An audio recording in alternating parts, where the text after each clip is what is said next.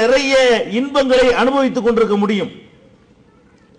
இந்த மார்க்கத்தை ஏற்றுக்கொண்டிருக்கிற காரணத்தினால் நாம் மதுபானம் அருந்துவதில்லை, சூதாட்டங்களிலே ஈடுபடுவதில்லை, விபச்சாரம் செய்வதில்லை, மோசடி செய்வதில்லை, யாரையும் ஏமாற்றுவதில்லை, கலப்படம் செய்வதில்லை.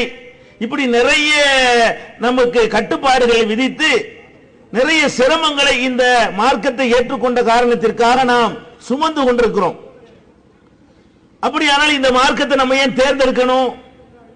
இந்த மார்க்கத்தை நம்ம தேர்ந்தெடுக்காமல் இருந்தால் நாம் வட்டி வாங்கலாம், சுரண்டலாம், கலப்படம் செய்யலாம், எப்படி வேண்டாலும் வாழலாம்.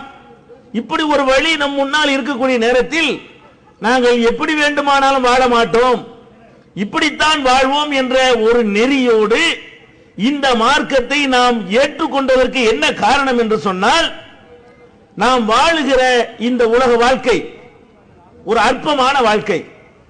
ஒரு 60 ஆண்டுகள் நாம் வாழ்ந்து விடுவோம், ஒரு 70 ஆண்டுகள் வாழ்ந்து விடுவோம், அல்லது சில பேர் ஒரு 80 ஆண்டுகள் வாழ்ந்து விடுவார்கள். அதன் பிறகு என்ன? இந்த உலக வாழ்க்கையிலே நம்முடைய நாம் மரணத்தை தழுவிய பிறகு இன்னொரு வாழ்க்கையை அல்லாஹ் நமக்கு வைத்திருக்கிறான். நம்மை எல்லாம் திரும்பவும் அவன் உயிர்ப்பிப்பான்.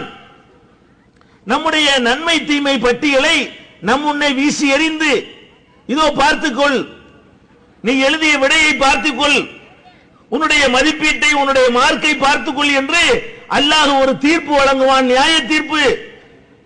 அந்த தீர்ப்பு வழங்கக்கூடிய நேரத்தில்